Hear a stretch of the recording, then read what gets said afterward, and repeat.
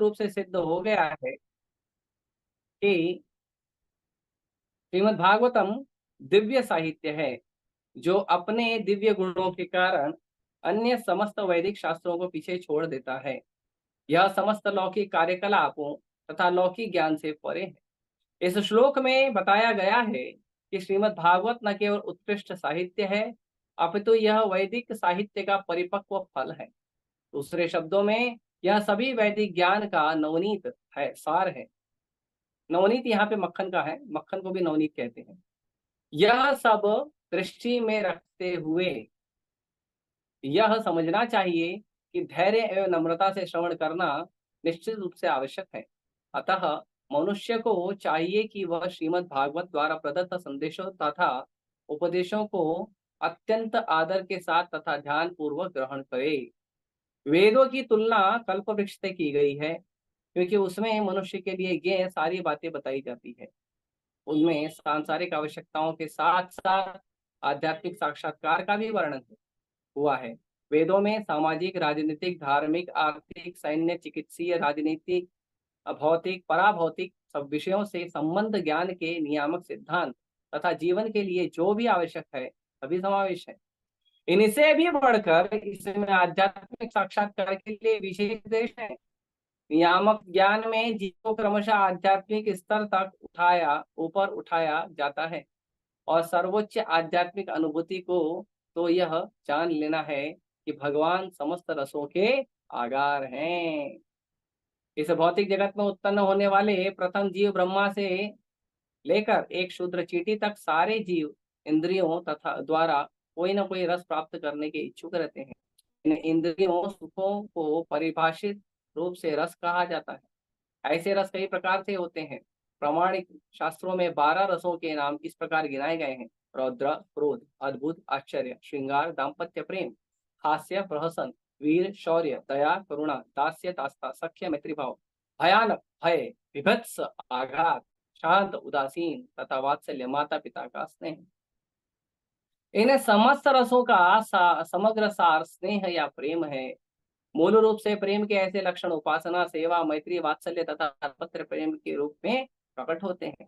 ये 5 अनुपस्थित होते हैं तो प्रेम अप्रत्यक्ष रूप से क्रोध, आश्चर्य, हास्य, वीरता, भय, विभत्स आदि में प्रकट होता है।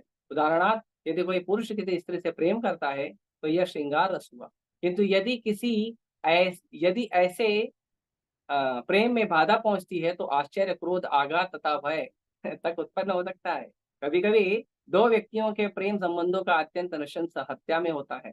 ऐसे रसों का प्रदर्शन मनुष्य तथा मनुष्य के मध्य और पशु तथा पशु के बीच हो पाता है। न ही मनुष्य तथा अन्य किसी योनि के साथ ऐसे रस का आदान प्रदान तो एक योनि के जीवों में ही होता है। किंतु जहां तक आत्माओं का प्रश्न है, वे गुणात्मक रूप से परमेश्वर के समस्त स्वरूप हैं। इसीलिए प्रारंभ में रसों का आदान प्रदान आध्यात्मिक जीवात्मा तथा आध्यात्मिक पर पूर्ण भगवान के साथ होता था। यह आध्यात्मिक आदान प्रदान या रस आध्यात्मिक जगत में जीवों तथा परमेश्वर के बीच पूरी तरह पाया जाता है। ये और कितना बड़ा है देखो जरा, इतना ही है क्या? Last paragraph, go ahead, go ahead, go go go. Okay, too big. Okay, हम यहीं पे रोकेंगे, ठीक है। ओम अज्ञानतिमिरान्धस्य ज्ञानाञ्जनशलाकया चक्षुरुन्मिलितं येन तस्मै श्रीगुरवे नमः। श्रीचैतन्यमनोभीष्टं स्थापितं येन भूतले कदा मह्यं ददाति स्वपदान्तिकं। वन्देऽहं श्रीगुरोः श्रीरामलं श्रीगुरून् वैष्णवांश्च श्रीरूपं साग्रजातं सहगण रघुनाथान्वितं तं सजीवं साद्वैतं सावधूतं परिजनसहितं कृष्ण चैतन्य देवं श्रीराधा कृष्ण पादान् सहगना ललिता श्री विशाखांश नमामि विष्णुपादाय कृष्ण पृष्ठाय भूतले श्रीमते भक्ति वेदांत स्वामी निति नामिने। नमस्ते सारस्वते देवे गौरवाणी प्रचारिणे निर्विशेष शून्यवादी पाश्चात्य देश तारिणे। नमो महावदन्याय कृष्ण प्रेम प्रदायते कृष्णाय कृष्ण चैतन्य नामने गौरतुषे नमः। हे कृष्णा करुणा सिंधु दीनबंधु जगतपते गोपेश गोपिका कांत राधा कांता नमस्तुते। तप्त कांचन राधे वृंदावनेश्वरी वृषभे देवी प्रणामि भ्यक्ष कृपा सिंधुभ्य एव च पतितानां पावनेभ्यो भ्यो नमो नमः। जय श्री कृष्ण चैतन्य प्रभु नित्यानंद श्री अद्वैत गदाधर शिवासादि गौर भक्तविंद। हरे कृष्णा कृष्णा कृष्णा हरे हरे, हरे राम राम राम हरे हरे।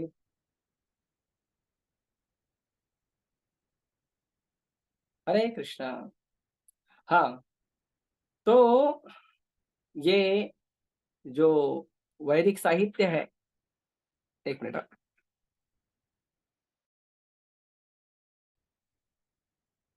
हाँ, तो वेदों, जैसे कल ब्रह्म संहिता प्रभु बता रहे थे कि व्यासदेव जी ने रचना की, पुराण की, उप पुराणों की, उपनिषदों की, सब कुछ उन्होंने बनाया। और क्यों बनाया, पहले हम ये जान लेते हैं बनाने का कारण क्या था। तो व्यासदेव जी एक बार ध्यान में बैठे थे और व्यासदेव जी कलयुग के जीवों का परिस्थिति जो है वो देखना चाहते थे। तो साधु जो होता है वो करुणामय होता है, करुणाशील होता है। साधु हमेशा समाज के कल्याण की सोचता है। साधु समाज को छोड़ता है समाज के कल्याण के बारे में सोचने के लिए। समाज को साधु इसलिए नहीं छोड़ता है, ऐसे कई बार साधु के ऊपर दोष लगता है, ऐसा भगोड़े लोग हैं। इनको जिम्मेदारी पालन करने का इच्छा नहीं, भगोड़े लोग। हाँ, मेहनत करके शादी करने का जिम्मेदारी नहीं उठाना चाहते हैं, घर गृहस्थी का जिम्मेदारी नहीं उठाना चाहते, ये सब क्या चाहते हैं, फ्री का खाना चाहते हैं। तो इसके लिए साधु लोग जो होते हैं वो भगोड़े होते हैं। तो ये जो अ, भक्तों के ऊपर दोष लगाया जाता है, साधु के ऊपर दोष लगाया जाता है। लेकिन साधु समाज को, संसार को इसलिए नहीं त्यागता है क्योंकि वो भगोड़ा है। साधु संसार को और समाज को इसलिए त्यागता है कि वो देख चुका रहता है कृष्ण की माया कितनी प्रबल है। कृष्ण की माया बहुत प्रबल है। भगवान भगवद गीता में कहते हैं, बड़ा सुंदर श्लोक है। इस श्लोक को अगर एक बार दिमाग में लगा लिया तो भक्ति में ज्यादा मन लगेगा। तो भगवान कहते हैं, दैवी येषा गुणमयी, ये जो दैवी शक्ति है, माया शक्ति कैसी है, गुणमयी। इसमें तीन गुण हैं। हाँ, और ये तीन गुण कौन से हैं, ये जो तीन गुण है, रजोगुण, सतोगुण और तमोगुण। दैवी येषा गुणमयी, भगवान कहते हैं ममो माया दुरत्यया। अभी ये दुरत्यया शब्द का मतलब क्या है पता है आपको? ये दुरत्यया शब्द का मतलब है कि हम जितना सोच सकते हैं कि माया इतनी ज्यादा नुकसानदायक है, माया मुझे इतना कष्ट दे सकती है, उससे कहीं ज्यादा माया हमको दुख दे सकती है। और बिल्कुल भी दया नहीं, बिल्कुल भी दया नहीं। निर्दयता इतनी भरी है, इतनी भरी है निर्दयता, इसका कोई हिसाब नहीं है। क्यों निर्दयता भरी है? कि हम कृष्ण को छोड़ कर आए, हम कृष्ण के साथ रहना नहीं चाहते। इसके लिए माया निर्दयता पूर्वक रहती है। क्योंकि हमने दया नहीं दिखाया जब कृष्ण कह रहे थे कि प्लीज मत जाओ भौतिक संसार में। हम अपने पिता, अपने स्वामी, अपने प्रभु के बातों पर बिल्कुल भी ध्यान नहीं दिया और हम भगवान को बोले, नहीं भगवान, मैं वापस आ जाऊंगा, मैं ये संसार, भौतिक संसार में ना आनंद लेके आ जाऊंगा। भगवान बोले, आनंद नहीं है। नहीं, क्या बात करते हो आप? देखो भौतिक संसार के लोग बढ़िया गाड़ी में घूमते हैं, बढ़िया बिल्डिंग में घूमते हैं, सॉरी बिल्डिंग में रहते हैं, बड़ा बड़ा फ्लैट है, बड़ा बड़ा बंगला है, बड़े बड़े हाई प्रोफाइल लोग हैं, डॉक्टर है, इंजीनियर है, प्रधानमंत्री है, मुख्यमंत्री, बहुत सारे लोग, इतना आनंद है प्रभु देखिए।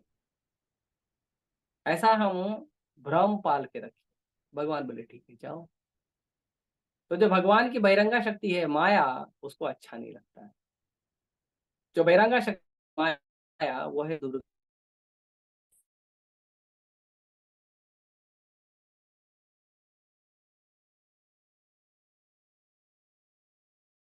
आया है, उसने देखा कि हम प्रभु को, अपने प्रिय प्रभु को, अपने पिता को, अपने भगवान भगवता में कहते हैं पितामहस्य जगातो माता धाता पितामह।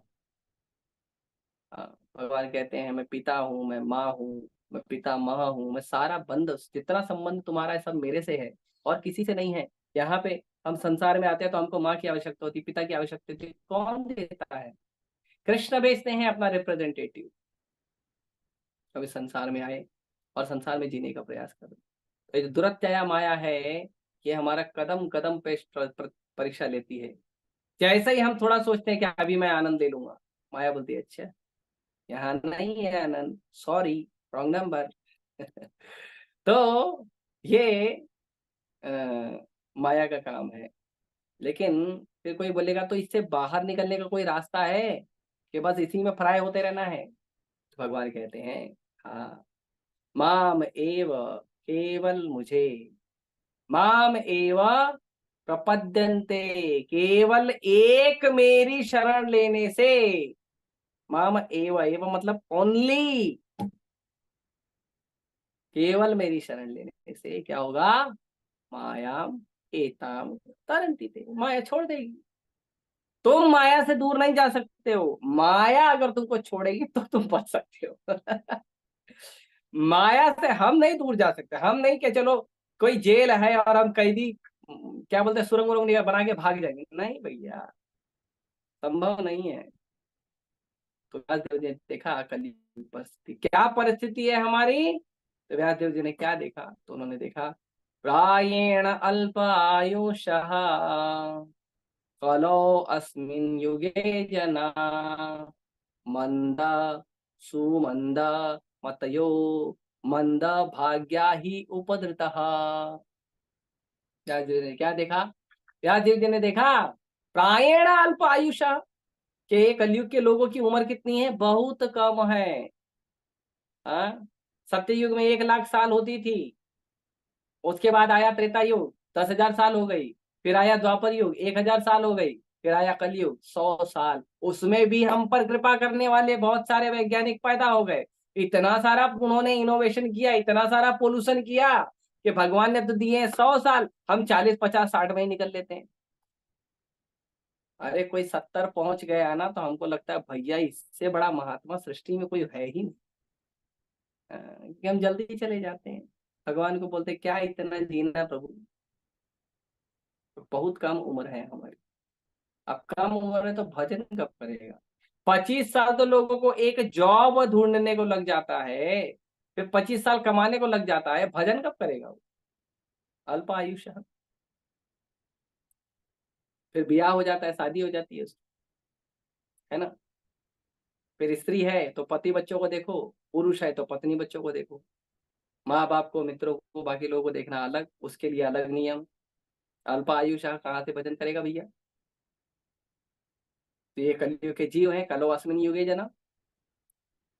तो ठीक है, कोई बात नहीं, अगर ऐसा है तो ठीक है ना, हम प्रयास करेंगे, कुछ ना कुछ करके निकाल लेंगे अच्छा जीवन। हाँ, हम एक्टिव हैं तो व्यासदेव जी कहते नहीं, मंदा आलसी है कलयुग के लोग, कलयुग के लोग आलसी हैं, कलयुग के लोग मेहनत कम करना चाहते हैं। उदाहरण के लिए आज से 15 साल 20 साल पहले लोग जो है ना मसाला कैसे पीसते थे पता है? 2 पत्थर होते थे, एक गोल पत्थर होता था, गोल लंबा सिलेंड्रिकल पत्थर होता था, और एक फ्लैट पत्थर होता था जिसको सिलबट्टा बोलते हैं। तो वो सिलबट्टा से लोग मसाला पीसते थे, बहुत स्वादिष्ट होता है। मैं तो आप लोगों को कहूंगा आप चाहिए तो 7 दिन मिक्सर से पीसिए, लेकिन एक दिन सिलबट्टा पे पीस के बनाइए, फिर पता चलेगा। तो सिलबट्टा पे पीस के बनाते थे, उस पर समय लगता था, रगड़ते थे, मेहनत लगता था, ये पूरा पीठ एकदम मजबूत हो जाता था। अभी सब आलसी लोग हैं। हाँ, मसाला डाला, टोपी पकड़ा, हो गया, चलो। कौन मेहनत करेगा 10 मिनट 15 मिनट लेके रगड़ते बैठेगा उसको? आलसी है। कपड़ा धोने का मशीन आ गया है, और भी कई सारी मशीनें हैं, वो लानी चाहिए। तो इतने सारे मशीनों का इनोवेशन क्यों हो रहा है? क्योंकि लोग आलसी हैं। लोग मेहनत नहीं करना चाहते, बटन दबा के काम करना चाहते हैं। इसीलिए आयुषः मंद, मंद मतलब आलसी है। तो कोई कहेगा कोई बात नहीं, अरे आलसी हुआ तो क्या हो गया, अरे ब्रेन है ना, ब्रेन, बुद्धि, बुद्धि से काम करेगा। कहते नहीं नहीं, सुमंद मत यो, उसका बुद्धि भी मंद है। और बुद्धि मंद नहीं है, बुद्धि सुमंद है, बहुत कम बुद्धि है। अपने ही भगवान पे प्रश्न करने वाला आदमी है, अपने ही शास्त्रों में कमी ढूंढने वाला आदमी है, बहुत मंद है। और बहुत बहुत पढ़ने लिखने के बाद भी चोरी चकारी छोड़ता नहीं है। बहुत ज्यादा पढ़ लेगा उसके बाद भी करप्शन करता है, चोरी करता है, उसके बाद भी गड़बड़ काम करता है। जनरली ज्ञानी पुरुष जो होते हैं वो इन सब चीजों में विश्वास नहीं रखते हैं, करप्शन में, चोरी में। लेकिन हम देखते हैं बहुत सारे पढ़े लिखे लोग ही इन चीजों को अंजाम देते हैं। गरीब तो मजबूरी में देता है, अमीर क्यों देता है, पढ़ा लिखा क्यों देता है? क्योंकि क्या है, सुमंद मती हो, बुद्धि बहुत कमजोर है। तो कोई बोलेगा ठीक है, सुमंद मती हो, ठीक है, बुद्धि कमजोर है तो क्या हो गया? अरे भाग्य तो मजबूत है, अच्छे कर्म किया पिछले जन्म में, अच्छे भाग्य से करे। बोले नहीं भैया, वो भी भूल जाओ, कलयुग में आए हो आप कलयुग का प्रोडक्ट हो। भाग्य तो सबसे थर्ड क्लास है हमारा। कहाँ सोने चांदी के प्लेट में खाना खाने वाला भारत, आज प्लास्टिक पेपर के प्लेट में प्रयास करता है खाना ढूंढने का। कहाँ घर में बैठ के 10-12 प्रकार के आइटम का हर रोज सुबह खाना खाने वाला भारत के लोग, कहाँ चाय, दूध, टोस्ट, बटर, खारी, पाव, इसमें जीवन बिता रहे हैं। और कहते हैं we are advance. You are not advance, you are fallen. I am sorry, किसी के घर में होता है तो माफ करिएगा, पर ये सत्य है। हमारा भाग्य इतना अच्छा नहीं है। अरे अच्छा भाग्य है, मतलब आप लोग सुबह सुबह मेहनत करके कुकिंग करिए, दाल, राइस, सब्जी, रोटी, अचार, चटनी, बढ़िया 7-8 आइटम बनाइए, भगवान को भोग लगाइए और खाइए, और अपने परिवारों को खिलाइए भगवान का महाप्रसाद। ये क्या करें, क्या करें, भाग्य इतना मजबूत नहीं है। मैं तो देखता हूँ स्टेशन पर इतना सारा वड़ा पाव का दुकान है, इतना सारा समोसा का, पेस्ट्रीज का, बहुत सारा दुकान है। क्यों चल रहा है ये दुकान? क्योंकि घर में लोग कुकिंग नहीं कर रहे। और शॉर्टकट, ऐसा भाग्य है कि घर का रोटी नहीं खा सकते हैं लेकिन सड़क का वड़ा पाव खाते हैं। ये तो भाग्य है हमारा। हाँ, और हम बोलते हैं यार मॉडर्न, अरे कहाँ का मॉडर्न है भाई आप? इतने मॉडर्न है हम लोग के घर में शांति से बैठ के 2 रोटी नहीं खा सकते, इतने मॉडर्न हो गए हम लोग। ये क्या परिस्थिति है। तो ठीक है भाई, कोई बात नहीं, हम आलसी हैं, हमारा बुद्धि कम है, हम भाग्य कमजोर है, कोई बात नहीं यार, मिलजुल के जी लेंगे। बोले नहीं वो तो बहुत ज्यादा गड़बड़ चीज है क्या? बोले उपद्रता, अरे हमेशा लड़ाई करने के लिए रेडी रहेगा। आप देखिए कहाँ लड़ाई नहीं हो, कहाँ ऐसी एक जगह बताइए जहां लड़ाई नहीं हो? सब जगह। एक रिश्ता बताइए जहां लड़ाई नहीं हो? सब जगह, सब जगह लड़ाई हो, सब जगह। और हम पर बड़ा उपकार किया है टीवी सीरियल वालों ने और मूवी वालों ने। हर रोज बकायदा नियम बना के, समय निर्धारित करके हमारे घर में आके हमको ट्रेनिंग देते हैं कि घर में कैसे कलह करना चाहिए, घर में कैसे झगड़ा करना चाहिए, मूर्ख डिमांड कैसे करनी चाहिए, छोटी छोटी वस्तुओं पे चिढ़ना कैसे चाहिए, अपने ही घर में, अपने ही रिश्तों में, छोटी छोटी चीज में लोगों का दोष देखकर कैसे लड़ना चाहिए, ये हमको ट्रेनिंग मिलता है टीवी सीरियल से, मूवीज से। हमारे पूर्व प्रधानमंत्री हुए हैं अटल बिहारी वाजपेयी, भारत के दूसरे प्रधानमंत्री। अटल बिहारी नहीं, दूसरे नहीं, वो तो लाल बहादुर शास्त्री। अटल बिहारी वाजपेयी एक पूर्व प्रधानमंत्री है हमारे। तो अटल बिहारी वाजपेयी के ऊपर एक मूवी बनी। वो भारत भारत के प्रधानमंत्री रह चुके हैं एक समय पे, कई सारा उन्होंने काम किया है, उनके ऊपर मूवी बनी। और सेम टाइम पे एनिमल मूवी बनी, लोगों ने एनिमल मूवी मूवी ज्यादा देखा। क्यों? स्वभाव वही है ना, स्वभाव ही पशुवत है। लड़ाई झगड़े का स्वभाव है, प्रभुपाद जी कहते हैं कुत्ते बिल्ली की तरह लड़ाई करने का स्वभाव है हमारा। जब व्यास देव जी ने ये सब देखा तो बड़े दुखी हो गए, हे प्रभु कैसे होगा इनका उद्धार? अरे रघुपति विष्णुदास का उद्धार कैसे होगा? तो व्यासदेव जी चिंतित हो गए। तो व्यासदेव जी ने क्या किया, सारे वेद लिखे, शास्त्र लिखे। क्यों लिखे? पहले तो गुरु बोल देता था, शिष्य सुन लेता था, याद रहता था। लेकिन हमारी बुद्धि इतनी है नहीं, हमको तो कुछ नहीं याद रहता है। तो व्यासदेव जी ने कहा अगर एक पुस्तक पे लिख कर रख दूंगा, कम से कम बार बार पढ़ेगा तो सही। तो इसीलिए व्यासदेव जी ने सारे शास्त्रों को, निगम कल्पतरु गलितम फलम, सारे शास्त्रों को, निगम मतलब वैदिक शास्त्र, सारे वैदिक शास्त्रों को लिखना शुरू किया। लिखते लिखते लिखते लिखते लिखते लिखते, जैसे कल ब्रह्म संहिता वो बताते, लिखते लिखते लिखते लिखते लिखते लिखते लिख दिया। और लिखने के बाद, सारे शास्त्रों को बनाने के बाद दुखी हो गए। आप सोचिए, वेदों को लिखने वाला, शास्त्रों को लिखने वाला, पुराणों को लिखने वाला दुखी हो गया है? और हमको लगता है हम पढ़ के सुखी हो जाएंगे। नहीं, दुखी हो गए। क्यों दुखी हो गए? क्योंकि उनको समझ में नहीं आया कि जो कुछ मैंने लिखा हूं इससे कलयुग के लोगों का भला होगा, नहीं होगा। तो क्या करूं क्या करूं? तो एक शिष्य जब दुखी होता है तो अपने श्री गुरु के चरण कमल पे ध्यान लगाता है। व्यासदेव जी ने ध्यान लगाया अपने गुरु नारद मुनि के चरण कमल पे। नारद मुनि प्रकट हुए। नारद मुनि को ने पूछा भाई क्या समस्या है? तो शिष्य भी ऐसे शरणागत समर्पित शिष्य हैं। शिष्य ने कहा हे गुरुदेव, आपको सब पता है।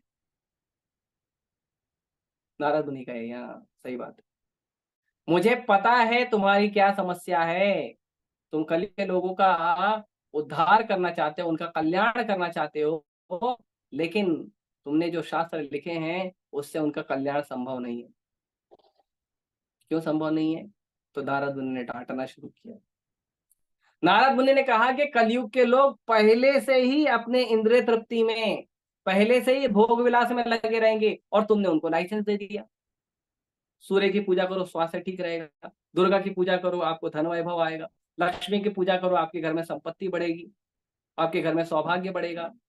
और इसकी पूजा करो, ये आएगा, उसकी पूजा करो, वो आएगा। संतान प्राप्ति की पूजा करो, घर की प्राप्ति की इसकी पूजा करो।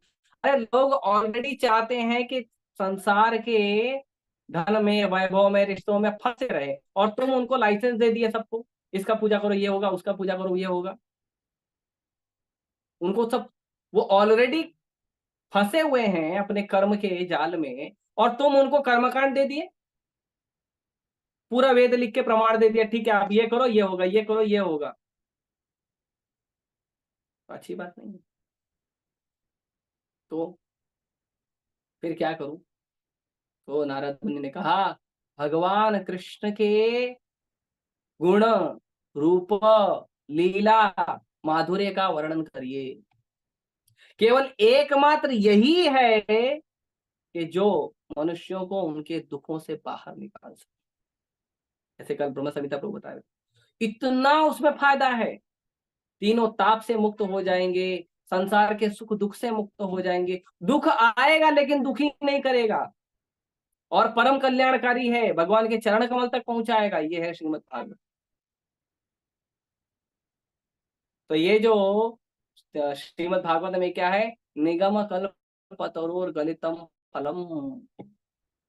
ये क्या है? जो अगर हम बोलेंगे वेद को, शास्त्र को, पुराण को अगर हम बोलेंगे ये एक पेड़ है, तो श्रीमद् भागवतम क्या है? इस पेड़ का एकदम पका हुआ फल है। और आचार्य कहते हैं कैसा पका हुआ फल है? तो वो कहते हैं इतना पका हुआ है कि आप उंगली स्पर्श करो तो उंगली अंदर घुस जाएगी, इतना पका हुआ फल। और ये पका हुआ तो है, उसके बाद क्या है, शुक मुखाद अमृत द्रव्य संयुतम। उसके ऊपर उसमें क्या है, एक शुक ने, एक पक्षी ने उसको टेस्ट किया है, और उस पक्षी के टेस्ट करने की वजह से क्या हो गया है, इसमें और अमृत आ गया है। जब आप भागवतम पढ़ते हो, जब आप कृष्ण कथा सुनते हो, पढ़ते हो, और वो कृष्ण कथा में जब किसी भक्त का रस जुड़ जाता है, तो कृष्ण कथा तो परम आनंददायक, परम मंगलकारी है ही, लेकिन जब उस भक्त का रस जुड़ जाता है, उस भक्त का उसमें आनंद जुड़ जाता है, तो कृष्ण कथा परम कल्याणकारी, परम आनंदमय हो जाती है। इसीलिए हम इस्कॉन के भक्त निवेदन करते हैं कि इस्कॉन का गीता पढ़िए, इस्कॉन का भागवतम पढ़िए, इस्कॉन की पुस्तकें पढ़िए। क्यों? क्योंकि ये इस्कॉन में आपको केवल श्लोक का अनुवाद नहीं मिलता है, उसके बाद आपको आचार्यों की, भगवान के भक्तों की, महाभागवतों का उसके अंदर कमेंट्री मिलता है। उस श्लोक के ऊपर भक्तों का, भगवान के भक्तों का क्या स्वभाव है, क्या विचार है, वो उसमें मिलता है। ये बहुत महत्वपूर्ण है कि भगवान के भक्तों के द्वारा जो समझ है वो हमें प्राप्त हो। हमको क्या समझता है, हम तो हर चीज में दोष निकालते हैं। अरे शास्त्र पढ़ेंगे उसमें भी दोष निकालेंगे। इसके लिए रूप गोस्वामी कहते हैं कि हमको अवैष्णव मुखादग्निर पूतम हरि कथाव्रतम विश्वासेवन कर्तव्यम सर्पोचिष्ट पयो यथा। तो रूप गोस्वामी कहते हैं कि जिस तरह भगवान की कथा है, उसको कभी भी भगवान के भक्तों के अलावा किसी और व्यक्ति से नहीं सुनना चाहिए। क्यों? भगवान की कथा है, परम मंगलकारी, किसी से भी सुनेंगे नहीं, मत सुनिए। क्यों नहीं सुने? भगवान की कथा है, परम मंगलकारी है, परम आनंददायक है, क्यों ना सुने? तो कहते हैं इसलिए मत सुनिए क्योंकि जिस तरह दूध जो है बहुत ही गुणकारी आहार है, दूध जैसा गुणकारी आहार है ही नहीं कहीं। एक अकेला दूध जैसा गुणकारी आहार अगर केवल दूध किसी के घर में आता है ना, वो आदमी के पूरे शरीर का पोषण हो जाता है। क्योंकि दूध के अंदर सारे मिनरल्स, एंजाइम्स होते हैं जो व्यक्ति के पूरे शरीर के पोषण के लिए अकेले काफी है। फिर दूध है, फिर दूध से दही बनता है, उससे पनीर बनता है, उससे लस्सी बनता है, उससे मट्ठा बनता है, छाछ बनता है, फिर उसके बाद मावा बनता है, मिठाइयाँ बनती है, घी बनता है, मक्खन बनता है। तो इतना सारा चीज दूध से मिलता है। दूध इतना ज्यादा पौष्टिक आहार है, लेकिन अगर उस दूध को सांप ने अपनी जीभ से छू लिया है, जूठा कर दिया है, तब वही दूध जो गुणकारी दूध है वो आपके लिए विष का काम करेगा। उसी प्रकार जो भक्त कृष्ण कथा करता है, उस भक्त की चेतना उस कृष्ण कथा में जुड़कर आपके पास पहुंचती है। इसीलिए यदि आपको कृष्ण कथा सुनना है, हम क्यों कहते हैं इस्कॉन में आके सुनिए? क्योंकि इस्कॉन के जो भक्त हैं वो कृष्ण कथा प्रभुपाद जी के तात्पर्य से कहते हैं।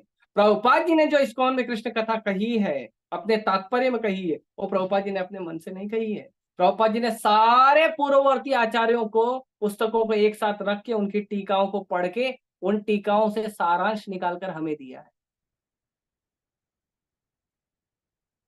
इसीलिए जो कृष्ण कथा है वो प्योर है, और क्योंकि भक्तों का भी रस उसमें जुड़ गया है, इसीलिए ये बड़ी अद्भुत हो गई है। तो ये जो वेदों का पका हुआ फल है, ये जो वेदों का पका हुआ फल हमें प्राप्त हुआ है, जिसमें सुखदेव गोस्वामी महाभागवत भक्त, चैतन्य चरितामृत में वर्णन है, भागवत पौड़ी गया भागवत स्थाने, कि भागवत यदि आपको पढ़ना है तो कहां पढ़ना चाहिए? महाभागवत के चरण में बैठकर पढ़ना चाहिए। अपने मन से भागवत मत पढ़िए, नहीं समझ में आएगा और कुछ तो भी गलत अर्थ निकाल के बैठोगे। इसीलिए भागवत पढ़ना चाहिए भागवत के चरण में बैठ के। और भागवत कौन है? भगवान के महान भक्त, शुद्ध भक्त। इसके लिए भागवतम में और एक श्लोक है जिसमें कहते हैं कि तर्को अप्रतिष्ठो श्रुतियो विभिन्ना। अलग अलग तर्क करने वाले होते हैं, तर्क वितर्क कुतर्क अलग अलग करने वाले होते हैं। तो तर्को अप्रतिष्ठो श्रुतियो विभिन्ना, तो तर्क करने वाले बहुत सारे लोग हैं और उसको सुनने वाले बहुत सारे लोग हैं। नासा मुनि यस्य मतम न भिन्ना, एक मुनि जो है उसका मत दूसरे मत मुनि से अगर भिन्न नहीं है तो दोनों मुनि नहीं कहलाएंगे। मुनि मतलब मेंटल स्पेकुलेशन करने वाले, शास्त्र को पढ़ेंगे अपने मन से कुछ कचरा डाल देंगे। तो नासा मुनि यस्य मतम न भिन्नम, बहुत सारे मुनि हुए हैं, सबका अलग अलग मत है। एक मुनि कहते हैं कि भागवतम पढ़ो, भगवत गीता पढ़ो, शास्त्रों को पढ़ो। एक मुनि कहते हैं कि खाओ पियो मौज करो, क्या फर्क पड़ता है, अगला जन्म तो होने वाला नहीं है। तो अलग अलग मुनि अलग अलग बात करते हैं। तो अगर शास्त्र पढ़ने के पढ़कर तर्क लगाने वाले बहुत सारे लोग हैं, सुनने वाले बहुत सारे लोग हैं, और बोलने वाले अलग अलग मुनि हैं, और हर मुनि का अलग अलग मत है, जो मत एक जगह पहुंचेगा नहीं, तो हमको कैसे समझ में आएगा कि शास्त्र क्या है, भागवतम क्या है, और भगवान की वाणी क्या है। तो आगे कहते हैं, धर्मंस्तु तत्वम निहितम गुहाया। ये तर्क करने वाले बहुत मिलेंगे, तर्क सुनने वाले बहुत मिलेंगे, इस तर्क के ऊपर अपना मेंटल स्पेकुलेशन डालने वाले बहुत सारे मुनि मिल जाएंगे, लेकिन धर्म का जो तत्व है, शास्त्रों में वेदों में जो धर्म का तत्व है, वो इतना इजी नहीं है कि समुद्र के ऊपर से आप कोई मोती निकाल लोगे। नहीं, समुद्र की मोतियां चाहिए तो समुद्र की गहराई में जाना पड़ेगा। तो धर्म का अगर तत्व चाहिए, धर्म का स्वभाव चाहिए, धर्म का सिद्धांत चाहिए, तो आपको शास्त्रों की गहराई में उतरना पड़ेगा, निहितम गुहाया, डीप में जाना पड़ेगा। तो क्या मिलेगा हमें, धर्म का असली स्वभाव मिलेगा। तो डीप में कैसे जाए, हमको तो तैरना ही नहीं आता। अरे हमको धर्म का धा नहीं पता है, हमको कहां से आएगा तैरना।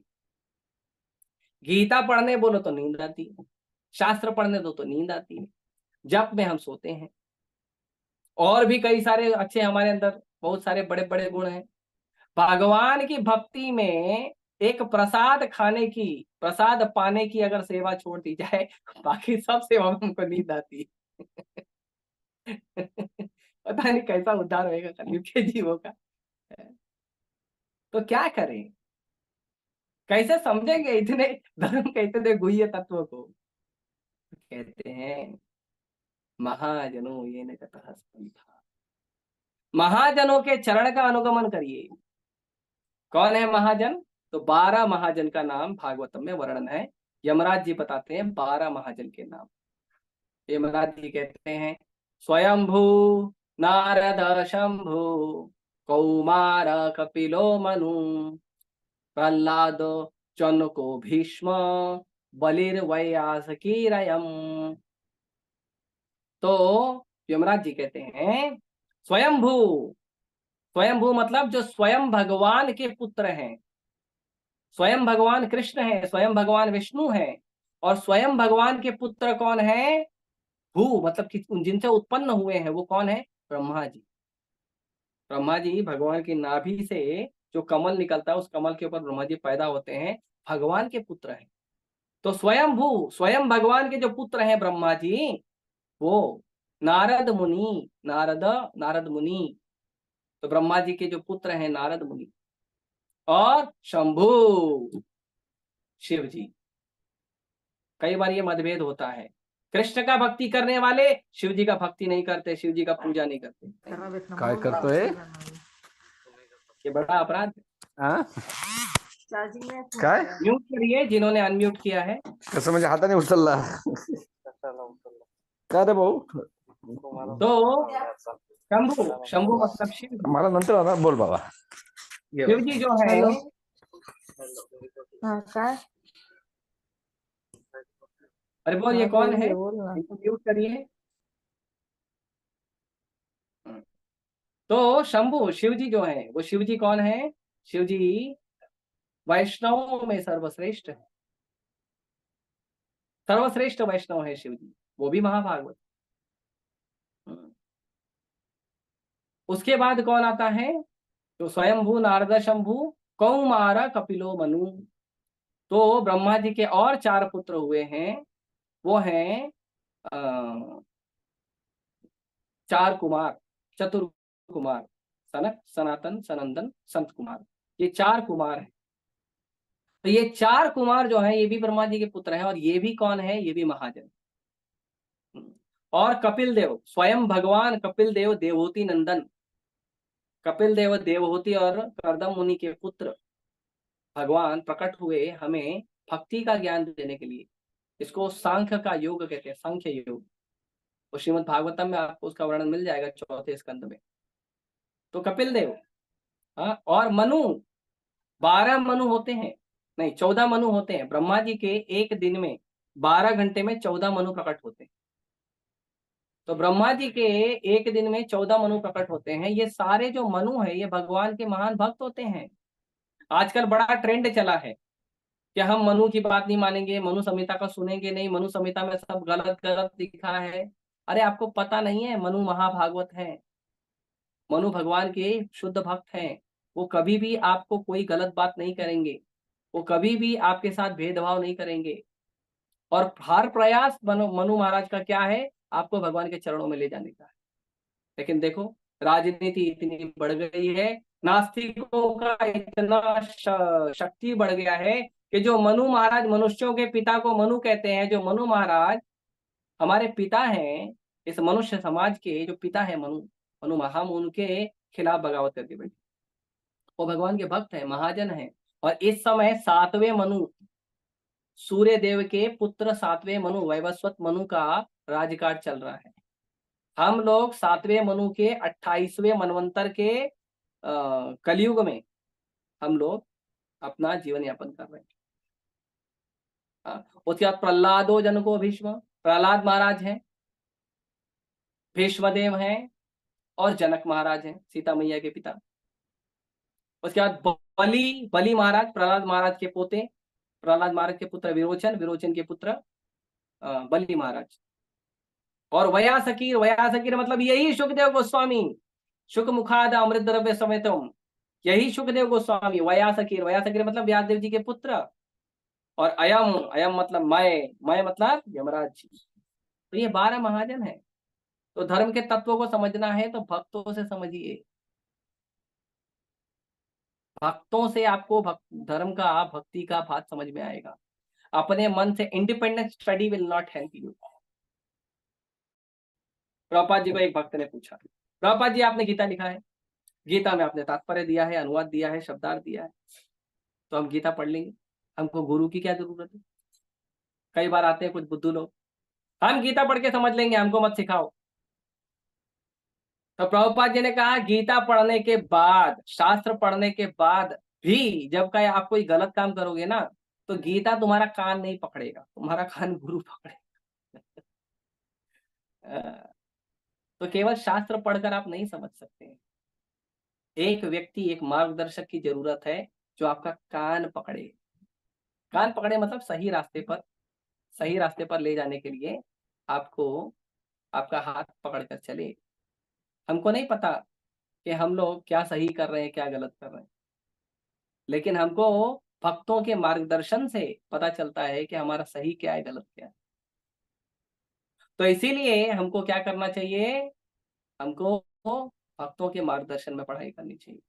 तो ये जो 12 महाजन हैं, अगर आप कहते हो कि आप किसी गुरु के मार्गदर्शन में आप ज्ञान प्राप्त कर रहे हो, तो सबसे पहले पता करो ये जो गुरु हैं आपके, ये गुरु महाजनों के चरण का अनुगमन कर रहे हैं या नहीं। अगर आपके गुरु महाजनों के चरण का अनुगमन करते हैं, ये 12 के 12 महाजनों के चरण का अनुगमन कर रहे हैं, तो आपके गुरु को फॉलो करने लायक है।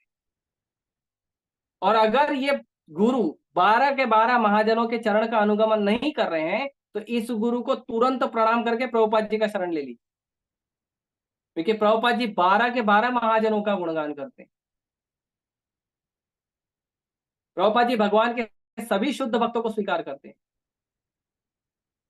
इसीलिए हमको क्या करना चाहिए, भक्तों से चीजें सीखनी चाहिए। शुक मुखाद अमृत द्रव्य संयुतम, हमको शुकदेव गोस्वामी से जो हमें प्राप्त हुआ है उसके अनुसार हमको रहना चाहिए। थोड़ा स्क्रीन शेयर करेंगे नवजोत प्रभु, मुझे वापस से थोड़ा श्लोक देखना है, आज 2 लाइन एक्सप्लेन कर।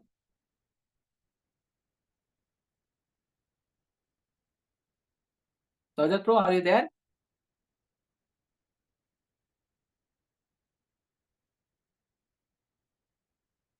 चलेगा, एक मिनट मैं खुद ही कर देता हूँ।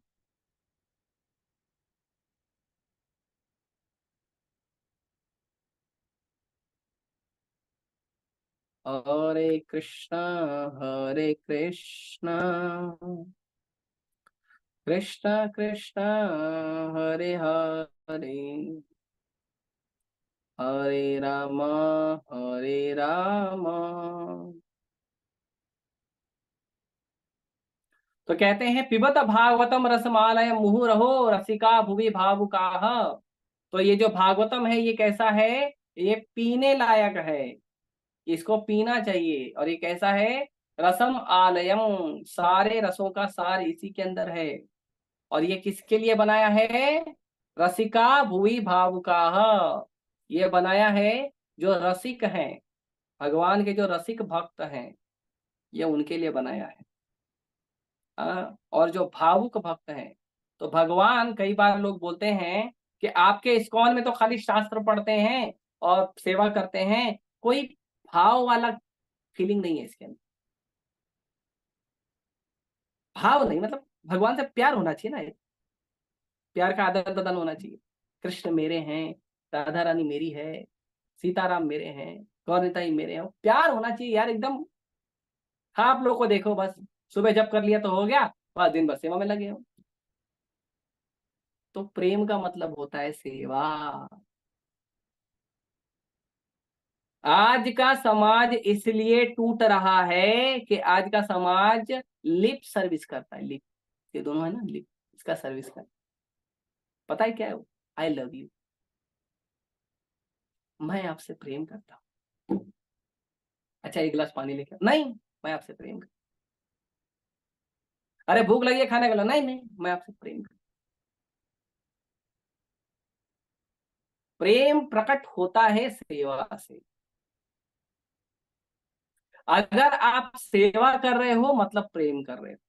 माँ बच्चे से प्यार करती है, इसीलिए माँ सेवा करती है। ऐसा नहीं है कि माँ बच्चे का सेवा कर रही है और बाद में बच्चा जब बड़ा हो जाएगा, 20-21 साल का हो जाएगा, जॉब पे जाने लगेगा, तो भारत सरकार माँ को गोल्ड मेडल देगी कि वाह तुमने एक बच्चे को पालन किया। नहीं, माँ को इच्छा नहीं होती इसकी, बस नेचुरल अफेक्शन। पति पत्नी के बीच में भी सेवा का भाव होना चाहिए, केवल प्यार का भाव नहीं होना चाहिए। और एक्चुअली जो सेवा है वही प्यार है।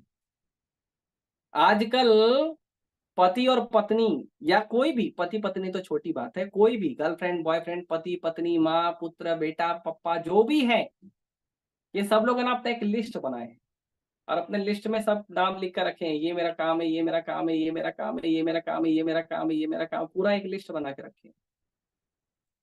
और जब भी कोई व्यक्ति हमको मिलता है तो हम केवल तुरंत चेकिंग करना चालू कर देते हैं, ऊपर से नीचे तक स्कैन करना चालू कर देते हैं कि भाई ये मेरी इच्छाएं पूरी करने वाला आदमी है या नहीं। तो आपको समझना चाहिए, जो सामने वाला व्यक्ति जिसके अंदर आप अपनी इच्छाएं पूर्ति करने वाला व्यक्ति ढूंढ रहे हो, वो भी आपके अंदर भी यही ढूंढ रहा है। और आप तो इच्छा पूर्ति गणेश हो नहीं। और जिस व्यक्ति को आप ढूंढ रहे हो कि मेरी इच्छा पूरी करेगा, वो भी इच्छा पूर्ति गणेश नहीं है। तो क्या होता है? तो एक दूसरे लोग जो हैं अपनी इच्छा पूर्ति के लिए एक दूसरे के साथ में आते हैं, लेकिन क्योंकि केवल लेने का भाव होता है, केवल फायदा निकालने का भाव होता है और सेवा का भाव नहीं होता है, इसीलिए उसमें प्रेम का जन्म नहीं होता है। और प्रेम का जन्म नहीं होगा तो संबंध बहुत जल्दी टूटेगा। इसके लिए बहुत फास्ट चलने वाला जो शब्द चल रहा है आजकल, वो है कबूल है, कबूल है, कबूल है, और फिर तलाक तलाक तलाक। ये सारे शब्द भारत के नहीं, ये सारे शब्द ज्ञानी के नहीं, ये सारे शब्द भक्तों के नहीं। कृष्ण से जब कोई व्यक्ति एक बार संबंध बना लेता है तो कृष्ण उसको जोड़ लेते हैं। भक्त भले छोड़ दे, कृष्ण नहीं छोड़ते। क्योंकि कृष्ण की डिक्शनरी में है ही नहीं ब्रेकअप। कृष्ण की शब्दी में, डिक्शनरी में क्या है? खाली प्रपोजल एंड एक्सेप्टेंस, और कुछ नहीं है। कृष्ण की डिक्शनरी में ब्रेकअप नाम का शब्द नहीं है। कृष्ण ब्रेकअप नहीं करते किसी से। इसीलिए जब हम कृष्ण का धाम छोड़ के भौतिक संसार में आके पड़े हुए हैं और रचे पचे हैं, दुख सह रहे हैं, कृष्ण हृदय में परमात्मा के रूप में हमें हर समय पर मार्गदर्शन करते, देखो ऐसा करो, ऐसा करो, ऐसा। इसीलिए हमें बड़े सावधानी से भक्तों का शरण लेना चाहिए। और ये जो इस्कॉन में सेवा है, हर तरह की सेवा है, इस भगवान का माला बनाने का सेवा है, भगवान का ज्वेलरी बनाने का सेवा है, भगवान का कपड़ा बनाने का सेवा है, भगवान के कपड़े पे एम्ब्रॉयडरी करने का सेवा है, भगवान का मंदिर साफ करने का सेवा है, भगवान का कुकिंग करने का सेवा है, भगवान का कुकिंग करके भगवान को भोग लगा के भगवान का आरती करने का सेवा है, आरती करके भोग लगा के साधारण जन सामान्य को भगवान का महाप्रसाद खिलाने का सेवा है, कीर्तन करने का सेवा है, कीर्तन गाने का सेवा है, नाचने का सेवा है, पुस्तक वितरण करने का सेवा है, लोगों को प्रचार करने का सेवा है, लोगों को ये नकेन प्रकार भगवान के चरणों से जोड़ने का प्रचार का सेवा है, लोगों को लेक्चर देने का सेवा है, लोगों के घर में जा जाकर, लोगों के एरिया में जा जाकर नगर संकीर्तन का सेवा है। यही असली प्यार है, क्योंकि प्यार नहीं होगा तो आप करोगे नहीं कुछ। यही असली प्यार है। तो रसिका भुवि भावुकाः का मतलब है कि जो रसिक भक्त हैं, जो भावुक भक्त हैं, जो प्रेमी भक्त हैं, वो सेवा करते हैं। प्रभुपाद जी सेवा करते थे, प्रभुपाद जी ने सेवा करना सिखाया। हरे कृष्ण महामंत्र जप करना क्या है? ये कोई ध्यान और योग की पद्धति नहीं है। हरे कृष्ण महामंत्र जप करना भगवान के नाम, प्रभु की सेवा करना है। भागवतम पढ़ना, भगवान के ग्रंथों को पढ़ना सेवा है। भगवत गीता को पढ़ना सेवा है। प्रभुपाद जी के जो ग्रंथ, जो भागवत और भगवत गीता के आधार प्रभुपाद जी ने छोटे बड़े ग्रंथ लिखे हैं, वो पढ़ना सेवा है। प्रसाद पाना सेवा है। प्रसाद सेवा कहते हैं हम, प्रसाद खाना नहीं कहते हैं, प्रसाद पाना कहते हैं, सेवा प्राप्त होना कहते हैं। प्रसाद हम प्रसाद सेवा करते हैं। भगवान के मंदिर में चलना सेवा है, भगवान के मंदिर में नाचना सेवा है, भगवान के मंदिर में भगवान को देखना सेवा है, भगवान के मंदिर में भगवान के भक्तों को देखना सेवा है, भगवान के मंदिर में भगवान के लिए भोग बनाना सेवा है, भगवान के मंदिर में भगवान का श्रृंगार करना सेवा है। तो ये सारी सेवाएं हैं। तो ये जो भागवतम है, ये वेदों का पका हुआ फल है। और ये फल जो है, ये सुखदेव गोस्वामी के जो रस है, जो उनके मुख में जो रस है, भगवान की भक्ति का, प्रेम का जो रस है, वो इन्होंने भागवतम में जोड़ दिया है। और उसके बाद प्रभुपाद जी ने, उसके बाद सुखदेव सूत गोस्वामी ने उसके अंदर अपना रस जोड़ा।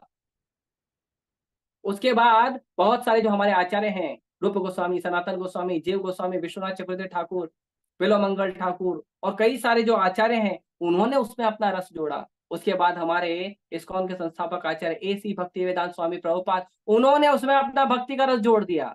अभी ये इतना आनंदमय हो गया है, कोई व्यक्ति भागवतम पढ़ेगा, उसका भक्ति जागृत हो जाएगा, उसका भक्ति आगे बढ़ेगा। तो ऐसा ये भागवतम है। और ये भागवतम हमें प्रेम प्रदान करता है, हमें रसिक बनाता है, हमें भगवान के लिए भावुक बनाता है, भगवान से हमारे नित्य शाश्वत संबंध को जागृत करता है। ये है श्रीमद् भागवतम। तो हमें श्रीमद् भागवतम को लगातार पढ़ना चाहिए, श्रीमद् भागवतम को लगातार सुनना चाहिए और भगवान के भक्तों से सुनना चाहिए। जो भगवान का भक्त हैं, जो भगवान का नाम जप करते हैं, ग्रंथों को पढ़ते हैं, उनसे सुनना चाहिए। कई बार बोलते हैं प्रभु जी हम जो हैं, जो इस महाराज से सुनते हैं, उस महाराज से सुनते हैं, जाकर पता करो वो महाराज अपना अध्ययन कितना करते हैं। प्रभुपाद जी कहते थे मैं अपनी पुस्तकों को खुद पढ़ता हूं, क्योंकि ये पुस्तकें मैंने नहीं लिखी है, ये पुस्तकें कृष्ण ने लिखी है। तुकाराम महाराज कहते थे कि जो अभंग है ये मैंने नहीं लिखे हैं, ये विट्ठल ने लिखे हैं। विट्ठल कहते थे और मैं लिखता था। प्रभुपाद जी कहते हैं कृष्ण कहते थे और मैं लिखता था। आप सोचिए, फाउंडर आचार्य, इस्कॉन के फाउंडर आचार्य, पूरे वर्ल्ड के आचार्य, वृंदावन के गोस्वामी जी हैं, उन्होंने कहा कि भारत में बहुत सारे लोग अपने नाम के आगे लिखते हैं जगत गुरु, जगत गुरु, जगत गुरु। पर असली मायने में अगर कोई जगत गुरु है जिसने पूरे जगत में लोगों के गांव गांव में, घर घर में, देश देश में जाके प्रचार किया है, वो है A.C. भक्तिवेदांत स्वामी प्रभुपाद। और असली में जगत गुरु नाम अगर किसी को देना सार्थक होता है तो वो है प्रभुपाद जी को। ये उनका कहना है। अच्छा ये तो वीडियो बाद में शेयर कर दूंगा भक्ति वर्धन के ग्रुप में।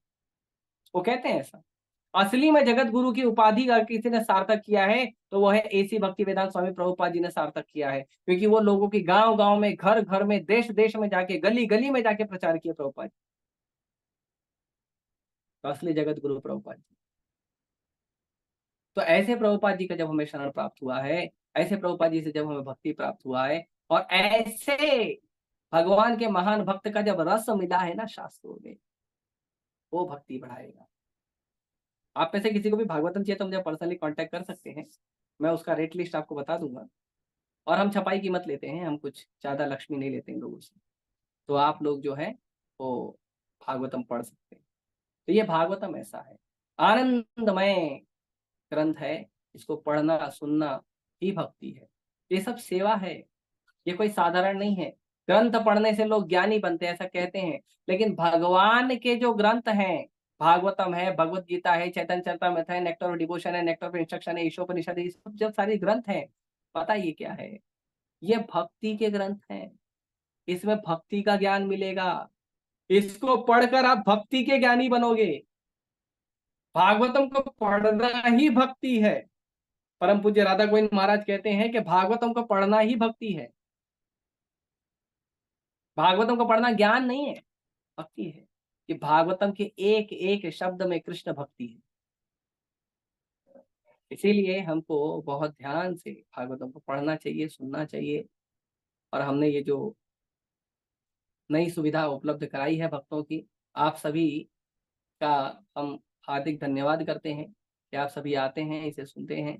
आप सभी से निवेदन है कि आप सभी और भी लोगों तक पहुंचाइए इसे, ज़्यादा से ज़्यादा लोगों को बार बार इसे पहुंचाइए, अपने स्टेटस पे शेयर करिए, ताकि लोग जो हैं, जो समाज के, संसार के लोग जो हैं, जो तीन ताप से दुखी हैं, जो नाना प्रकार के कष्ट सह रहे हैं, जो लोग 8 घंटा, 10 घंटा, 12 घंटा, 16 घंटा, 20 घंटा मेहनत कर रहे हैं पागलों की तरह, लेकिन सुख प्राप्ति का कोई उनको रास्ता नजर नहीं आता, उन्हें जोड़िए भगवान की। बहुत बड़ी सेवा है कि जीव को, संसार में भटकने वाले जीव को कृष्ण के चरण में लाना, कृष्ण से जोड़ना, कृष्ण की कथा से जोड़ना, ये बहुत बड़ी सेवा है। इसका प्रयास करिए, लगे रहिए सेवा में। और इस सेवा के लिए आप लोगों को जो भी सहायता है, पर्सनली आप मुझे कांटेक्ट कर सकते हैं, नीलांबर प्रभु को कांटेक्ट कर सकते हैं।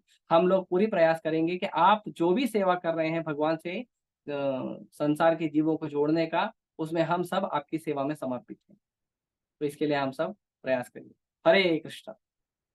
किसी का कोई प्रश्न है तो मैं 1-2 प्रश्न ले सकता हूँ। 9 बज चुका है मेरे ख्याल से।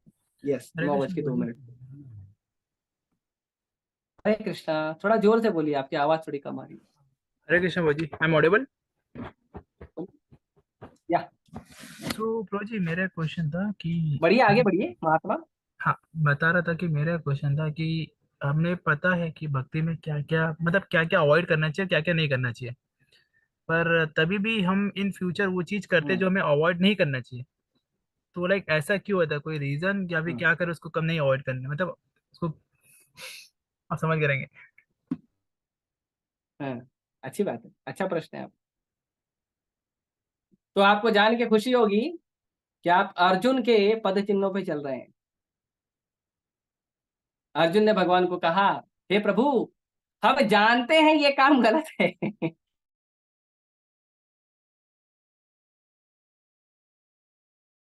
क्रोध ऐसा रजोगुण समझ लो। हम जो भी काम करते हैं ना, जो भी हमारा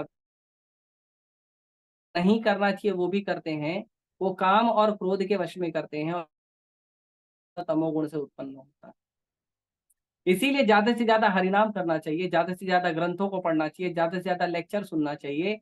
क्यों? उससे हमारे जीवन में सत्वगुण आता है। ज्यादा से ज्यादा भगवान का दर्शन करना चाहिए। हफ्ते में कम से कम 1 बार, 2 बार, 3 बार, 4 बार, या कम से कम पूरा हफ्ता, हर दिन कम से कम मंदिर आइए, भगवान को प्रणाम करिए, भगवान का प्रसाद पाइए, भगवान को, भक्तों को देखिए, भगवान के भक्तों से सुनिए, भगवान के भक्तों को मिलिए। ये सब सत्वगुण बढ़ाने का कार्य है। भोग लगा के भगवान का प्रसाद पाइए, ये सब सत्वगुण बढ़ाना है। ये सतोगुण जब बढ़ेगा तब जाके हम भेद कर पाएंगे, मेरे लिए सही क्या है, गलत क्या है, और सही गलत में भेद करके केवल सही को चुनेंगे और गलत को रिजेक्ट करेंगे। सही को चुनने के लिए और गलत को रिजेक्ट करने के लिए हमें आध्यात्मिक शक्ति की आवश्यकता होती है। आज समाज में लोगों को पता है मैं गलत कर रहा हूं, लेकिन वो रुक नहीं पाते हैं और फिर भी जानबूझकर गलत करते हैं। क्यों? क्योंकि वो लोग रजोगुण और तमोगुण की गिरफ्त में है। तो यदि हमको जो सही है वो करना है और जो गलत है उसको छोड़ना है, अनुकूल से संकल्प प्रतिकूल से वर्जनम, तो ये अगर हमें करना है तो इसके लिए हमें भक्ति की तीव्रता को बढ़ाना पड़ेगा, भक्तों से संबंध को बढ़ाना पड़ेगा। उसके लिए आपको काम धंधा जॉब पढ़ाई छोड़ने की जरूरत नहीं है, बस कुछ छोड़ने की जगह कुछ जोड़ना शुरू।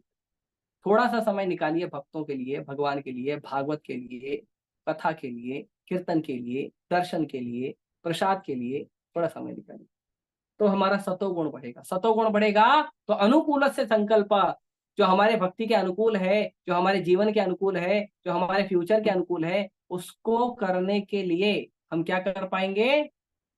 हम संकल्प कर पाएंगे कि ये चीज हम करें। और जो प्रतिकूल चीज है उसको वर्जस्य, उसको त्यागने की हमें शक्ति आ जाएगी। प्रतिकूल चीज को त्यागने का हमारे अंदर शक्ति होना चाहिए। दारू पीने वाले को पता है मैं दारू पीऊंगा तो घर पे जाऊंगा तो बीवी मारेगी, माँ मारेगी, बेटे नाराज होंगे, बेटियां नाराज होंगी, माँ बाप नाराज होंगे, उसको पता है, फिर भी वो दारू पीता है और पी के घर पे जाता है। क्यों? क्योंकि उसके जीवन में जो चीज प्रतिकूल है उसको छोड़ने की उसके अंदर शक्ति नहीं है। उसको छोड़ने की शक्ति आती है आध्यात्मिक शक्ति से। तो इसीलिए जो अनुकूल है उसको स्वीकार करें, प्रतिकूल है उसको त्यागें। और ये स्वीकार और त्याग करने का जो बल है वो आपको भगवान के नाम जप से मिलेगा। हरे कृष्णा कृष्ण कृष्णा हरे हरे, हरे राम राम राम हरे हरे। भगवान के शास्त्रों को पढ़ने से मिलेगा, भगवान का दर्शन करने से मिलेगा, सुबह जल्दी उठकर जप करने से मिलेगा। इसका प्रयास करें, ठीक है? हरे कृष्णा। पार्थ प्रभु बोलिए। हरे कृष्णा प्रभु जी, मैं ऑडिबल? क्या? प्रभु जी, मेरा प्रश्न ये है कि हम लोग सब लेक्चर सुनते हैं, भागवतम आप लेक्चर स्टार्ट किया अभी सब, तो भक्ति का महिमा पता चल रहा है कि भक्ति का क्या महात्म्य है या भागवतम पढ़ने का महात्म्य है। तो प्रभु जी, हम लोग जब साधना करते हैं तो उसमें स्टेडीनेस नहीं रहता, मतलब माला स्टेडीली होता है, बाकी जो रीडिंग हेयरिंग है उसमें स्टेडीनेस नहीं रहता है। जैसे हम अभी लेक्चर सुनते हैं तो हमको एक जोश आता है, मोटिवेशन मिलता है, इंस्पिरेशन आता है कि अभी करना ही है कंटिन्यूस। बट वो 3-4 दिन के बाद जो है धीरे धीरे ठंडा पड़ने लगता है, और एक एक टाइम के बाद जब कुछ प्रॉब्लम आ जाता है, फिर सिचुएशन बिगड़ता है, तो डामाडोल हो जाता है पूरा आगे पीछे। तो उसमें स्टेडीनेस या डिसिप्लिन कैसे ला सकते हैं? इसके लिए आपको हरिनाम ध्यान से सुनना पड़ेगा। जब आप जप करते हैं तो प्रयास करिए ध्यान पूर्वक जप करें। ध्यान पूर्वक जप करने का मतलब है कि जब आप जप करें तो केवल जप करें। जप करते समय किसी से बात ना करें, जप करते समय कोई बुक ना पढ़ें, न्यूज़पेपर ना पढ़ें, मोबाइल ना देखें, वीडियो ना देखें, टीवी ना देखें। जप करते समय आप केवल प्रयास करिए कि आप जप करें, भगवान का नाम जप करें, बोल रहे हैं उसको सुनने का प्रयास करें। हरे कृष्णा कृष्ण कृष्णा हरे हरे, हरे राम राम राम हरे हरे। और प्रयास करें कि ड्यूटी फुल्ली करें। सही बात है, हमारा मन जो है ना बड़ा चंडाल है। हमारा मन है ना, कभी हमको बोलता चलो यार आज ऐसा भक्ति करेंगे बस आ जाए भगवत धाम चले जाए और कहीं बोलता क्या भक्ति वक्ति करना यार, ठीक है यार चलो ना यार, आज नहीं कल कर लेंगे यार, क्या टेंशन है यार। ये हमारा मन है दुष्ट है एक नंबर। तो हमको क्या करना पड़ता है? हमको ड्यूटी के हिसाब से करना पड़ता है। 16 माला रोज करना है मतलब करना है। आधा घंटा, 1 घंटा, 10 minute, 5 minute, 2 minute, 10 second, 20 second हमको ग्रंथ पढ़ना है मतलब पढ़ना है। प्रसाद खाना है मतलब खाना है। तो ड्यूटी के लेवल पे करिए कम से कम। हमारा हर रोज स्कूल कॉलेज जाने का मन नहीं करता, लेकिन ड्यूटी है जाना पड़ेगा, नहीं तो डंडा लगाएगी, पापा डंडा लगाएंगे, टीचर अटेंडेंस का लगाएगी, जाना पड़ता है, जॉब पर जाना पड़ता है। तो वैसे ही हमको ड्यूटी के लेवल पर भक्ति करना शुरू करना चाहिए। शुरुआत में भक्ति ड्यूटी के लेवल पे होती है जिसको कहते हैं वैदिक भक्ति। बाद में धीरे धीरे धीरे धीरे जब वैदिक भक्ति करते करते करते करते जब हमारे हृदय में रस उत्पन्न होने लगता है भक्ति का, तो फिर वो बन जाती है रागानुगा भक्ति। और ये जो रागानुगा भक्ति है इसमें भक्त ऑटोमेटिकली सारा काम करता है। प्रभुपाद जी के शिष्यों को आज देखिए, आज बोलना नहीं पड़ता है, मंगल आरती उठिए, हफ्ते में 1 दिन मंदिर आइए, भगवान का नाम जप करिए, प्रचार करिए, ग्रंथ पढ़िए, उनको बोलना नहीं पड़ता है, वो दूसरों को बोलते हैं। क्यों? क्योंकि वैदिक भक्ति करते करते आज वो रागानुगा स्तर पे आ गए। आज वो भगवान के नाम का प्रचार करते हैं, भगवान के ग्रंथ का प्रचार करते हैं, रागानुगा लेवल पे आ गए। उनको बोलना नहीं पड़ता, वो अपने आप उनका सेल्फ मोटिवेशन है भक्ति करने। तो इसके लिए आपको प्रयास करना पड़ेगा। एक दोहा है, करत करत अभ्यास से जड़न तो होत सुजान, रसरी आवत जात है सिल पर पड़े निशान। कि बार बार बार बार बार बार प्रयास करने से जो कठोर चीज है, जो बहुत ज्यादा कठोर चीज है, जो हमें समझ में नहीं आती है, वो भी समझ में आने लगेगी। कैसे? जैसे कुएं पे जो रस्सी होती है जिससे लोग पानी निकालते हैं, वो रस्सी में इतनी ताकत नहीं होती वो पत्थर को काट दे, लेकिन रोज आते जाते आते जाते आते जाते वो पत्थर को रगड़ती है तो उससे पत्थर कट जाता है। तो इसीलिए प्रयास करते रहना चाहिए। और भगवान कृष्ण भी भगवद गीता में कहते हैं अभ्यासेन तु कौन्तेय वैराग्येन च गृह्यते। हमें जो भक्ति के अनुकूल है उसका अभ्यास रोज रोज करना पड़ेगा ड्यूटी के लेवल पे, और जो भक्ति के प्रतिकूल है उसके लिए वैराग लेना पड़ेगा रोज रोज। रोज रोज याद दिलाना पड़ेगा, भाई भगवान से दूर होना मेरे लिए नुकसानदायक है।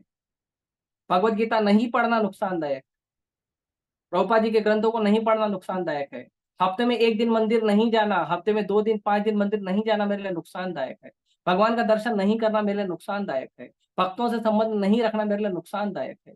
ये रोज हफ्ते अपना माइंड को रिमाइंड करना पड़ेगा। आज मंगल आरती नहीं गया, नुकसानदायक, बार बार बार बार रिमाइंड करना पड़ेगा, समझे? तब जाके थोड़ा थोड़ा बल आएगा। मेरे अंदर भी नहीं है, आप लोग प्रार्थना करिए, मुझे आशीर्वाद दीजिए, मैं भी प्रयास करूँ। मैं भी रोज नहीं कर पाता हूँ, लेकिन आप लोग आशीर्वाद देंगे तो मैं थोड़ा थोड़ा आगे बढ़ पाऊंगा। ठीक है, हरे कृष्णा। और कोई बात?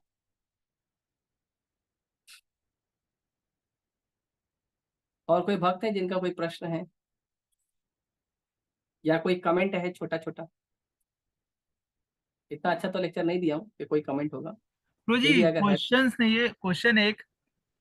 हाँ गुरु जी, जब आपने लास्ट क्वेश्चन का आंसर दिया कि हम कैसे कर सकते हैं चैंटिंग करके एसोसिएशन लेके, तो कोई अदर कोई ऑप्शन नहीं है क्या? कुछ मटेरियलिस्टिक, कुछ मोटिवेशन को सुन के कुछ ऐसा करके हम उस आदतों से कम कर सकते हैं, ऐसा कुछ? करेला खा के आपको आम का स्वाद आएगा, नहीं। शहद का स्वाद आएगा। नहीं, करेला स्वाद आएगा।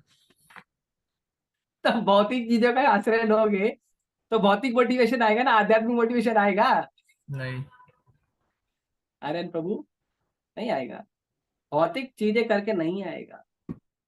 आध्यात्मिक सब्जेक्ट मैटर आध्यात्मिक है, आध्यात्मिक प्रैक्टिस ही आध्यात्मिक है ना। खराब चीजों से चीजें अच्छी नहीं होती, चीजें अच्छी चीजें से अच्छी चीजें होती। मटेरियल मोटिवेशन से आपको सपनों की दुनिया अच्छी लग सकती है, प्रैक्टिकल लाइफ पूरी तरह ध्वस्त हो जाएगी आपकी। आध्यात्मिक जीवन से आप सपनों की दुनिया नहीं बना पाओगे। आप दुखी रहो यार इतना करना है, लेकिन आपका प्रैक्टिकल लाइफ वंडरफुल रहेगा। इतना फर्क है। जो व्यक्ति आध्यात्मिक जीवन जीता है उसका प्रैक्टिकल लाइफ फर्स्ट क्लास रहता है, लोग उसके जीवन को अनुगम। और जो भौतिक जीवन है, भौतिक मोटिवेशन लेते हैं ना, जीवन देखो कैसा हालत खराब है। अब तो संदीप कुछ समय पहले 30 बिलियन फॉलोअर पोस्ट कर रहा है, आई एम फीलिंग डिप्रेस्ड। बताइए, 30 मिलियन फॉलोअर वाला आदमी जो 30 मिलियन लोगों को देता है, वो खुद डिपोट होके बैठा है। Amazing. Why this happening? Because जो गलत चीजें हैं या जो भौतिक चीजें हैं वो हमको कभी भी दुख नहीं दे सकती। कंफर्म होना चाहिए ये बात को। और आध्यात्मिक चीजें केवल एक ही आध्यात्मिक चीजें ही हैं जो हमको सुख दे सकती है, आनंद दे सकती है। ये कंफर्म होना चाहिए, तब धीरे धीरे हो। और बाकी थोड़ी मोड़ी चाहिए तो आपको आप प्रैक्टिकल टिप्स, मतलब प्रैक्टिकल टिप्स नहीं बोल सकते, बॉडी के लेवल पर टिप्स ले सकते हैं कि ठीक है जब करते समय नींद आ रही तो थोड़ा स्ट्रेट बैठ के जब करिए, थोड़ा चल चल के जब करिए, है ना, वो आप कर सकते हैं।